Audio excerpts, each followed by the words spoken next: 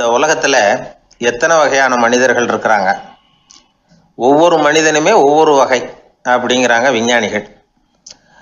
மனிதர்களை 3 வகையா பிரிக்கலாம் அப்படின்னு சொல்றாங்க மெய்ஞானிகள். இவங்களை பற்றிலாம் ஏற்கனவே நாம் பேசியிருக்கிறோம். இப்போ டாக்டர் எட்வர்டு பேட்ச் அப்படிங்கிற நிபுணர் என்ன சொல்றாரு தெரியுமா? மனிதர்களை 7 வகையா பிரிக்கலாம்ங்கிறார். மனிதர்களின் மனநிலை அடிப்படையில் அவங்கள 7 விதமாக வகைப்படுத்துகிறார் அவர். சரி, அது என்ன 7 வகை? முதல் வகை என்னன்னா பயந்த குணம் உள்ளவங்க.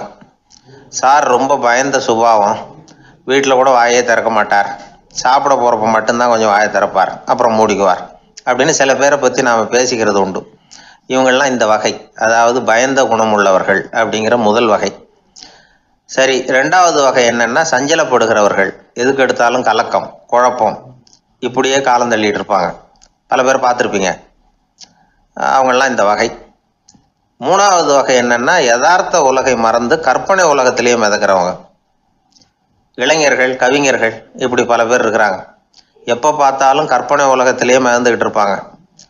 கிட்டத்தில் போய் என்னங்க ஒரு மாதிரியா இருக்கிறீங்க அப்படின்னு கேட்டு பாருங்க, அவங்களெல்லாம் ஏதோ ஒரு அற்ப புழுவை பார்க்கறது மாதிரி அவங்கள பார்ப்பாங்க.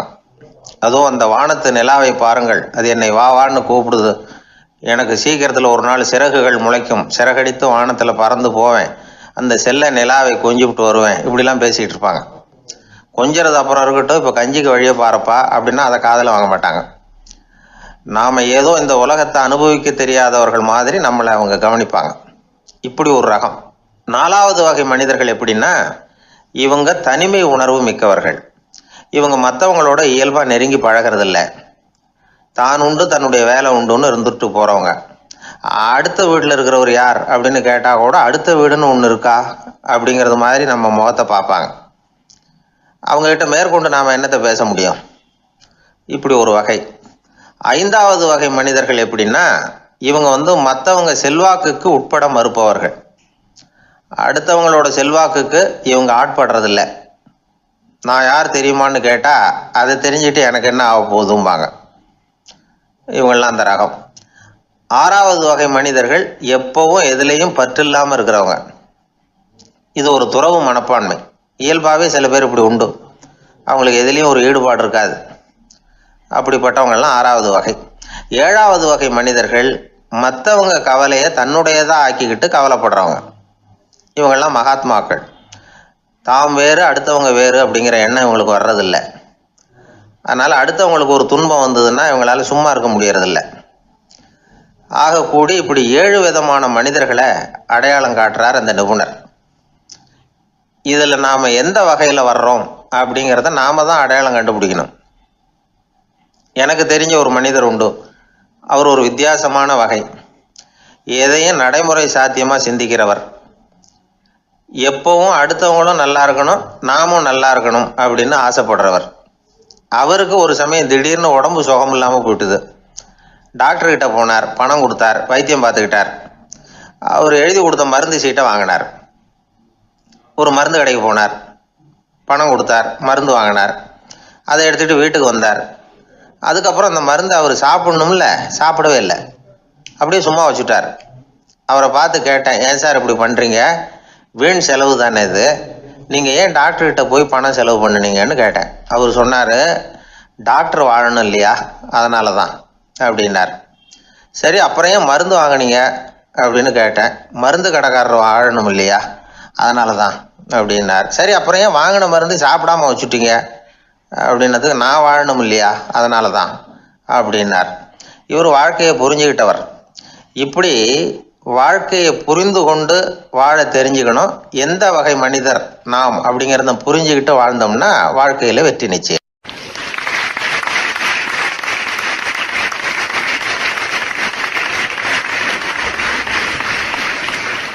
எதிர்காலத்தை நினைச்சா எனக்கு ரொம்ப பயமா இருக்கு சார் அப்படின்னு சொல்றவங்க நிறைய பேர் இருக்கிறாங்க.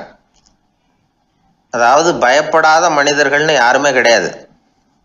ஒவ்வொருத்தருக்கும் ஒவ்வொரு விதமான பயம் இருந்தாலும் ஒட்டுமொத்தமா பார்க்குறப்போ மனிதனுக்கு 6 விதமான பய உணர்வுகள் வரலாம் அப்படின்னு பெரியவங்க சொல்றாங்க. எல்லா விதமான பயமும் இந்த 6 வகைக்குள்ள அடக்கம். அந்த 6 வகை பயமும் 6 எதிரிகள் மாதிரியாம். 6 எதிரிகளையும் புரிஞ்சுக்கிட்டோம்னா போதும், வாழ்க்கையில் சுலபமாக வெற்றி அடைய முடியும். சரி, அந்த 6 வகை பயம் என்னென்ன அப்படின்னு பார்ப்போம். முதல்ல வறுமை பற்றிய பயம், 2வது பழிச்சொல் பற்றிய பயம், 3வது உடல் நலம் பாதிப்பு பற்றிய பயம், 4வது என்னன்னா காதல் தோல்வி, 5வது முதுமை, 6வது மரணம். அதாவது பயப்படுறதுங்கிறது ஒரு மனநிலை தான். இந்த மனநிலையை கட்டுப்படுத்த முடியும், திசை திருப்ப முடியும். சரி, இந்த பயங்களின் அறிகுறிகள் எப்படி இருக்கும்? வறுமை பற்றிய பயம் அப்படின்னு முதல்ல சொன்னோம் இல்லையா, அந்த பயத்தின் அறிகுறிகளை தெரிஞ்சுக்குவோம். எதுலேயும் அக்கறை இல்லாமல் இருக்கிறது, ஒரு குறிக்கோள் இல்லாமல் இருக்கிறது, வறுமையை சகிச்சுக்கிறது, வாழ்க்கையில் கிடைக்கிறது எதுவாக இருந்தாலும் ஆட்சேபனை இல்லாமல் ஏற்றுக்கிறது, மனசாலும் உடம்பாலும் சோர்ந்து போயிருக்கிறது, ஆர்வம், முனைப்பு, கற்பனை திறன் எதுவுமே இல்லாமல் இருக்கிறது. இதெல்லாம் தான் அந்த வறுமை பற்றிய பயத்தின் அறிகுறிகள். அந்த அடுத்தது ஒன்று பார்த்தோமே, பழிச்சொல் பற்றிய பயம். அதாவது அடுத்தவங்க நம்மளை குறை சொல்லி விடுவாங்களோ அப்படிங்கிற பயம். இதுக்கு அறிகுறி என்ன தெரியுமா? புதியவர்களை சந்திக்கிறதுக்கு பயப்படுறது, முடிவு எடுக்க முடியாமல் குழம்புறது, பிரச்சனைகளை தவிர்க்க விரும்புறது, தாழ்வு மனப்பான்மை, வரவுக்கு மீறி செலவு செஞ்சு இமேஜை உயர்த்திக்கிறது, குறிக்கோள் இல்லாத வாழ்க்கை, இதெல்லாம் தான் அதுக்கு அறிகுறிகள். 3வது பயம் உடல் நலம் பாதிப்பு பற்றிய பயம், அதாவது நோய் பற்றிய பயம். ஒரு உண்மை என்ன தெரியுமா? டாக்டரை சந்திக்கிற மனிதர்களில் 75% பேர் தங்களுக்கு நோய் வந்துட்டுதுங்கிற கற்பனையில் இருக்கிறவங்களாம். நிஜமாவே நோய் கிடையாது அவங்களுக்கு. இந்த பயத்தின் அறிகுறிகள் என்னென்னா, வியாதிக்கான அறிகுறிகள் தன்னிடம் இருக்கிறதாக நினச்சிக்கிறது, எந்த நேரமும் வியாதியை பற்றியே பேசி பேசி மனசை அங்கேயே வச்சிருக்கிறது, நோய் சம்பந்தமான செய்திகளை படித்து நமக்கு இப்படி ஆயிடுமோ அப்படின்னு வேதனைப்படுறது, இதெல்லாம் தான் அதுக்கு அறிகுறிகள். 4வது பயம் காதல் தோல்வி. இது ரொம்ப வேதனை, உடம்பையும் மனசையும் சீரழிச்சு விடும். ஆண்களை விட பெண்கள் தான் இந்த பய உணர்வில் அதிகமாக பாதிக்கப்படுறாங்க. 5வது முதுமை பற்றிய பயம். 6வது மரண பயம், வயசான காலத்தில் எப்படி சமாளிக்கிறது அப்படிங்கிற பயம். ஆக இதையெல்லாம் நாம் புரிஞ்சிக்க வேண்டியது ரொம்ப அவசியம். இந்த 6 வகை பயங்களை சரியாக புரிஞ்சுக்கிட்டு நாம் நடந்துக்கணும். வாழ்க்கையின் முன்னேற்றத்துக்கு இந்த பயங்கள் முட்டுக்கட்டே ஆகிடக்கூடாது. உழைச்சி பணம் சேர்க்கணும், உற்சாகமாக மனசை வச்சுக்கணும். மனசை கட்டுப்படுத்துகிற மார்க்கம் தெரிஞ்சுக்கிட்டா போதும், எல்லாம் சரியாக வந்துடும்.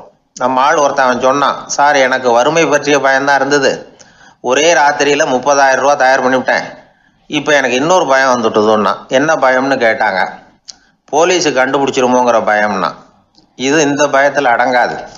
அதனால் அஞ்சி அஞ்சி சாவார், அஞ்சாத பொருள் இல்லை அப்படின்னு பாரதி சொன்னார் இல்லையா, அது மாதிரி பயத்தை புரிந்து கொண்டு அதற்கு தகுந்த மாதிரி நம்முடைய வாழ்க்கையை அமைத்து கொள்ள வேண்டும். அப்படி அமைத்து கொள்ளுகிறவர்களுக்கு வெற்றி நிச்சயம்.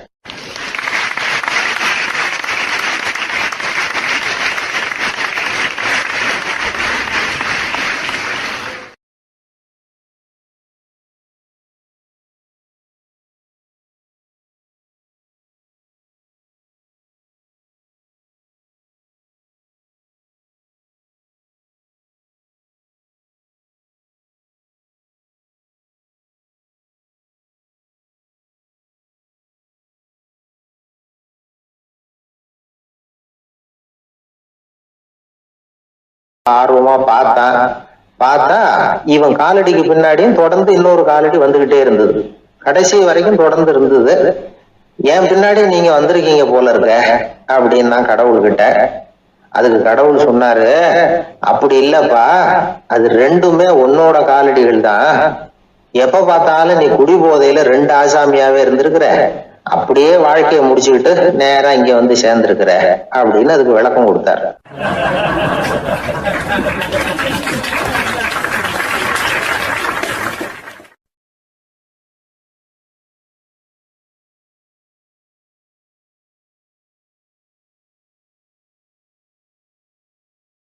ஒரு ஊர்ல ஒரு ஆள் இருந்தான்.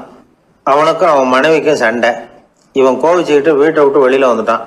நேரா தன்னுடைய நண்பன் ஒருத்தனை தேடிட்டு போனான். அந்த நண்பன் எப்படின்னா, எதுக்கும் அசரமாட்டான், எப்பவும் மகிழ்ச்சியா இருப்பான். அவன்கிட்ட போய் இவன் யோசனை கேட்டான். அது சரி, நீ எப்படி எப்பவும் மகிழ்ச்சியா இருக்கிற, என்னால் அப்படி இருக்க முடியலையே அப்படின்னு கேட்டான். என்ன நடந்தது சொல்லுன்னா அவன். வீட்டில் எனக்கும் என் மனைவிக்கும் தகராறு, நிம்மதி இல்லை, அதுதான் இங்கே வந்தேன், உங்ககிட்ட யோசனை கேட்கலாமேன்னு அப்படின்னு விவரத்தை சொன்னான். அதை கேட்டுவிட்டு அதுக்கப்புறமா இவன் சொன்னான், இந்த பாருப்பா, இது ஒன்றும் பெரிய விஷயம் இல்லை. எனக்கு 2 மனைவிகள், 2 வீடு. ஒரு வீட்டில் சண்டை வந்துட்டுதுன்னா நேராக இன்னொரு வீட்டுக்கு வந்துடுவேன், இங்கே சண்டை வந்துட்டுதுன்னா நேராக அங்கே போயிடுவேன். 2 குடும்பம் இருக்கிறதுனால இப்படி ஒரு வசதி, இதுதான் என்னுடைய மகிழ்ச்சியின் ரகசியம் அப்படின்னு நானா. ஓ அப்படியா விஷயம், இப்போ புரிஞ்சுக்கிட்டேன், உன்னுடைய யோசனைக்கு ரொம்ப நன்றி அப்படின்னு சொல்லிவிட்டு அவன் திரும்பி வந்துட்டான். அங்கே இங்கே தேடினான். ஒரு வாரத்துக்குள்ளே இன்னொரு பொண்ணை தேடி கண்டுபிடிச்சி கல்யாணம் பண்ணிட்டான். இப்போ இவனுக்கும் 2 வீடு ஆயிட்டுது. அதுக்கப்புறம் என்னாச்சு தெரியுமா, இவன் 2வதாக கல்யாணம் பண்ணிட்டு வந்தானே, இந்த செய்தி முதல் மனைவிக்கு தெரிஞ்சு போச்சு. போனான், அது கழுத்தை பிடிச்சி வெளில தள்ளி விட்டு கதவை சாத்தி விட்டுது. இனிமேல் இந்த பக்கம் வராத, எனக்கு தெரியாமல் எப்படி நீ இன்னொரு கல்யாணம் பண்ண அப்படின்னு சொல்லி அடித்து விரட்டி விட்டுது. இவன் அதனால் என்ன பரவாயில்லன்னு 2வது மனைவி வீட்டுக்கு போனான். அங்கே பார்த்து, நீ எனக்கு கல்யாணம் பண்ணுறதுக்கு முன்னாடி ஏற்கனவே உனக்கு கல்யாணம் ஆச்சுங்கிற விஷயத்த ஏன் என்கிட்ட சொல்லலை அப்படின்னு சொல்லி அதுவும் கழுத்தை பிடிச்சி வெளில தள்ளி விட்டுது. இவன் வீதிக்கு வந்துட்டான். இங்கேயும் போக முடியல, அங்கேயும் போக முடியல. என்ன இது, அவன் சொல்லி கொடுத்த யோசனை ஒன்றும் சரியாக வரலையே அப்படின்னு யோசனை பண்ணிக்கிட்டே நடந்தான். வழியில் ஒரு பாழடைஞ்ச மண்டபம். சரி, இன்னைக்கு ராத்திரி இங்கேயே படுத்துருவோம், வேற எங்கேயும் போய் படுத்துவங்க முடியாது, அதான் 2 பேரும் விரட்டி விட்டாங்களே, என்ன பண்ணுறது அப்படின்னு சொல்லி அந்த மண்டபத்தில் போய் ஒரு தூணில் ஓரமாக சாஞ்சி உக்காந்தான். அப்போ எதிர்த்தாப்புல இன்னொரு தூண் ஓரமாக யாரோ அசைகிறது மாதிரி தெரிஞ்சுது, லேசான இருட்டில். யாரப்பா அது அப்படின்னு கிட்ட போய் பார்க்குறான். அப்புறம் தான் தெரியுது, அவன் யார் தெரியுமா, இவனுக்கு யோசனை சொன்னான்ல 2 கல்யாணம் பண்ணிக்கணும்னு சொல்லி, அவன் அங்கே படுத்து கிடக்குறான். டேய் நீ எப்படிடா இங்கே வந்த அப்படின்னா, 2 வீட்லேயும் சண்டை வந்துட்டுது, அதுதான் இங்கே வந்தேன், படுத்து தூங்கலாமேன்னு அப்படின்னா. 2 வீடு இருக்கிறது சௌரியம்னு என்கிட்ட சொன்னியப்பா அப்படின்னா இவன். நான் அப்படி சொன்னதுக்கு ஒரு காரணம் உண்டுன்னா அவன். என்னடா காரணம்னு கேட்டான். அது வேற ஒன்றும் இல்லை, தினமும் ராத்திரியில் இந்த மண்டபத்தில் தனியாக படுக்கிறதுக்கு எனக்கு பயமாக இருந்தது, எனக்கு ஒரு துணை தேவைப்பட்டது, அதுக்காக தான் உங்ககிட்ட அப்படி ஒரு யோசனை சொன்னேன். இப்போ நீ வந்ததுனால எனக்கு துணை கிடைச்சிட்டுது. இப்போ நம்ம 2 பேரும் துணையாக இங்கே படுத்துக்கலாம், நீ அந்த தூணில் சாஞ்சிக்கோ, நான் இந்த தூணில் சாஞ்சிக்கிறேன் அப்படின்னு சொல்லி படுத்து தூங்க ஆரம்பிச்சிட்டானோ. அதாவது நம்ம வாழ்க்கையில் முடிவுகள் எடுக்கிற விஷயத்தில் இந்த ஆள் மாதிரி தான் பல பேர் நடந்துக்கிறோம் அப்படிங்கிறார். அதாவது உலக புகழ்பெற்ற மனோதத்துவ மேதை ஸ்காட் பெக் அப்படிங்கிறவர். அதாவது வீட்டுக்கு தேவையான பொருள்கள் வாங்குறதுலேருந்து கல்யாணம் பண்ணுறது, வீடு கட்டுறது வரைக்கும் அடுத்தவங்க பேச்சை கேட்டு வீணா போகிறவங்க தான் அதிகம். அறிவுரை கேட்கறதுல தப்பு இல்லை, ஆனால் அதுக்கப்புறம் அதை பற்றி சரியாக சிந்திச்சு பார்க்கறது இல்லை, அதுதான் தப்பு. சில பேர் அறிவுரை சொல்கிறதுலேயே ரொம்ப தெளிவாக இருப்பாங்க. ஏன் சார் 2 சம்சாரத்தோட குடும்பம் நடத்துறது ரொம்ப கஷ்டமானு கேட்டாராம் ஒருத்தர். அது எனக்கு தெரியாதுங்க அப்படின்னாராம் அவர். ஏன்னு கேட்டிருக்கார். ஏன்னா எனக்கு 3 சம்சாரம் அப்படின்னாராம் அவர்.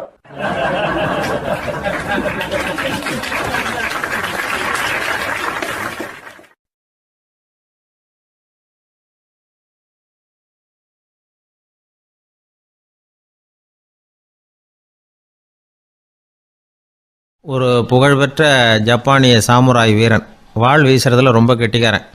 ஒரு கடுமையான போரில் கலந்து கொண்டுட்டு களைச்சி போய் திரும்பி வந்தான். படுக்கையில் விழுந்தான். பக்கத்தில் என்னமோ சத்தம் கேட்டுது. திரும்பி பார்த்தான். ஒரு எலி அவனை முறைச்சி பார்த்துக்கிட்டு இருந்தது. உடனே வாழை உருவனா வீசினான். அது தப்பிச்சிட்டு ஓடி போச்சு. எவ்வளோ முயற்சி பண்ணி பார்த்தா முடியல. கடைசியில் அந்த வாள் முறிஞ்சு போனது தான் மிச்சம். ஒரு பக்கம் அவனுக்கு இது அவமானமாக போயிட்டுது, இன்னொரு பக்கம் பயமாக போயிட்டுது.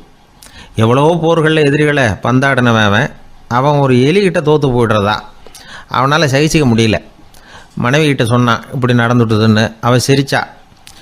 உங்களுக்கு புத்தியே இல்லை, எலியை போய் யாராவது வாளால் வெட்டுவாங்களா அப்படின்னு அந்த அம்மா சொன்னதும், நீ என்ன சொல்கிறேன்னா, ஒரு பூனையை கொண்டுட்டு வந்துட்டா போதும், அதுக்கப்புறம் ஏன் எலி வரப்போகுது அப்படின்னு அந்த அம்மா. உடனே ஒரு பூனை வந்து சேர்ந்தது. அது சாதாரண பூனை இல்லை, வீர சாகசங்கள்லாம் செஞ்சு பழக்கப்பட்ட பூனை. பெரிய இடத்துல வளர்ந்தது. அதை கொண்டுட்டு வந்துட்டாங்க. அந்த பூனை குறி பார்த்து எலி மேலே பாஞ்சுது. ஆனால் அந்த எலியை சுலபமாக தப்பிச்சு போட்டுது. அடுத்தபடியாகவும் பாயறதுக்கு முயற்சி பண்ணிச்சு அந்த பூனை. ஆனால் அந்த எலியோ ரொம்ப தந்திரமாக திடீர்னு அந்த பூனையின் முகத்துக்கு நேராக பாஞ்சுது. அவ்வளவுதான். அந்த பூனை பயந்து போய் ஒரே தாவி ஜன்னல் வழியாக வெளியில் ஓடி போச்சு. அந்த வீரனுக்கு இது ஒரு பெரிய அதிர்ச்சியாக இருந்தது. அடுத்தபடியாக யோசனை பண்ணான். ராஜா வளர்த்துக்கிட்டு இருந்த அரண்மனை பூனையை ஒரு நாள் இரவலா கேட்டு வாங்கிட்டு வந்தான். ஊர் உலகம்லாம் பேர் வாங்கின பூனை இது. அந்த பூனையாலும் அந்த எலியை ஒன்றும் செய்ய முடியல. வீரனுக்கு ரொம்ப அதிர்ச்சி. அந்த அரண்மனை பூனைகிட்டையே போய் புலம்புனான். அரண்மனை பூனையே, நீயே தோற்று போயிட்டியே, இனிமேல் நான் என்ன செய்ய முடியும்னா. அந்த பூனை சிந்திச்சுது. அப்புறம் சொல்லிச்சு, இந்த காரியத்துக்கு இந்த மேல்மட்ட விவகாரம்லாம் சரிப்பட்டு வராது. சாதாரண வீட்டு பூனை கிடச்சிதுன்னா அதை கொண்டுகிட்டு வந்து விட்டுப்பார் அப்படின்னுது. சாதாரண பூனையால் என்ன செஞ்சிட முடியும்னா இவன் நம்பிக்கை இல்லாமல். இப்போது அந்த அரண்மனை பூனை சொல்லிச்சு, பெரிய வீட்டு பூனையெல்லாம் நல்லா சாப்பிட்டு தூங்கி பழக்கப்பட்டிருக்கோம். அதுக்கெல்லாம் ராஜதந்திரம் தெரியும், ஆனால் எலி பிடிக்க தெரியாது. அதுக்கான வளர்ப்பும் இல்லை, பயிற்சியும் இல்லை. ஏன்னா அதுக்கெல்லாம் பசி கிடையாது. சாதாரண வீட்டு பூனை அப்படி இல்லை, பசிக்கு ஆகாரம் தேடி அலையும். எலிகளை பிடிச்சி சாப்பிட்டுட்டு தான் உயிர் வாழும். அதனால் அதுகளுக்கு எலியை பிடிக்கிற எல்லா உத்திகளும் தெரியும், எங்களுக்கு தெரியாது அப்படின்னுது. அது சரியே, அதுவும் பூனை தான், நீயும் பூனை தான். அதால் முடிகிற காரியம் ஏன் உன்னால் முடியல அப்படின்னு கேட்டான் இவன். இதுக்கு அந்த பூனை சொல்லிச்சு, இதே கேள்வியை நானும் கேட்டேன், உன்னுடைய தந்திர முறை என்னன்னு கேட்டேன். அதுக்கு பதில் சொல்லாமல் படுத்து தூங்கி போச்சு. அதை மறுபடியும் எழுப்பி கேட்டேன், அதுக்கு கோவம் வந்துட்டுது. இதில் என்ன தந்திர முறை வேண்டியிருக்கு? நான் ஒரு பூனை, அவ்வளவுதான். பூனைன்னா பூனை, பூனை எலியை பிடிக்கும், நான் எலியை பிடிக்கிறேன், அவ்வளவுதான்னுது அப்படின்னு சொல்லி விவரமாக சொல்லிச்சு அந்த அரண்மனை பூனை. உடனே ஒரு சாதாரண பூனையை கொண்டுட்டு வந்துட்டாங்க. கொண்டாந்து விட்டால் அது பார்க்குறதுக்கு ரொம்ப சாதாரணமாக தெரிஞ்சுது. இந்த வீரனுக்கு நம்பிக்கை வரல. இருந்தாலும் அதை கொண்டுட்டு வந்து வீட்டுக்குள்ளே விட்டான். ஒரே நிமிஷம் அந்த எலியை கவிட்டு வெளியில் ஓடிப்போச்சு. மேலிடத்து பூனைகள்லாம் இதை வேடிக்கை பார்த்துக்கிட்டு வெளியில் நின்றுக்கிட்டு இருக்குது. எல்லாரும் மெதுவாக அந்த பூனையை நெருங்கி, உங்ககிட்ட அப்படி என்ன தனிப்பட்ட திறமை, அதோட ரகசியம் என்னன்னு கேட்டாங்க. அந்த சாதாரண பூனை ரொம்ப சாதாரணமாக சொல்லிச்சான், அதெல்லாம் எனக்கு தெரியாது, நான் பூனை, அவ்வளவுதான், நீங்களும் பூனையாக இருங்க அப்படின்னு சொல்லிவிட்டு அந்த பூனை தன்னுடைய வாயில் கவிய எலியோடு அங்கேருந்து நடந்து போச்சு. இந்த கதையிலேருந்து நாம் புரிஞ்சிக்க வேண்டிய தத்துவம் என்னென்னா, நீயாக இரு. இதுதான் அந்த தத்துவம். நம்ம ஒவ்வொருத்தருக்கு உள்ளேயும் ஒரு தனித்தன்மை இருக்குது. இதை அவங்கவுங்க புரிஞ்சுக்கிட்டு உண்மை இயல்பு புரிஞ்சுக்கணும். நம்முடைய இயல்பு என்னங்கிறது நமக்கு தெரியணும். அதை கண்டுபிடிக்கிறது தான் உண்மையான கலை. ஒரு பெரிய மனுஷன் வாயை அகலமாக திறந்து வச்சுட்டு தூங்கிட்டு இருந்தான். உடனே ஒரு எலி உள்ளே பூந்துட்டு தான். வீட்டு வேலையாள் டாக்டருக்கு ஃபோன் பண்ணான், எங்கள் முதலாளி வாய்க்குள்ளே ஒரு எலி பூந்துட்டுது டாக்டர் அப்படின்னா. நான் உடனே புறப்பட்டு வரேன், அதுக்கு முன்னாடி நீ ஒரு ரொட்டி துண்டை எடுத்து ஒரு வாய்க்கு முன்னாடி காட்டு, உள்ளே போன எலி வெளியில் வந்துடும்னார் டாக்டர். சரின்னு சொல்லிவிட்டான். கொஞ்ச நேரத்தில் டாக்டர் அங்கே போய் சேர்ந்தார். அப்போ வேலைக்காரன் ஒரு பெரிய மீனை அவர் வாய்க்கு நேராக இப்படியும் இப்படியும் ஆட்டிக்கிட்டு இருந்தான். நான் ரொட்டி துண்டை தானே காட்ட சொன்னேன்னார் டாக்டர். அவன் சொன்னான், எலியை வெளியில் கொண்டுட்டு வர்றதுக்கு ரொட்டி துண்டை காட்ட சொன்னீங்க டாக்டர், அதுக்கப்புறம் அந்த எலியை துரத்திக்கிட்டு ஒரு பூனை உள்ளே போயிருக்கு, அதுக்காக தான் இந்த மீனை காட்டிக்கிட்டு இருக்கேன் நானா. இது எதுக்குன்னா, இப்படி வேடிக்கையாக சொல்கிறது, பூனை பூனையாக இருக்க வேண்டும், எலி எலியாக இருக்க வேண்டும், மனுஷன் மனுஷனாக இருக்க வேண்டும் அப்படிங்கிறத புரிஞ்சுக்கிறது. நாம இருக்கிற வரை வெற்றி நிச்சயம்.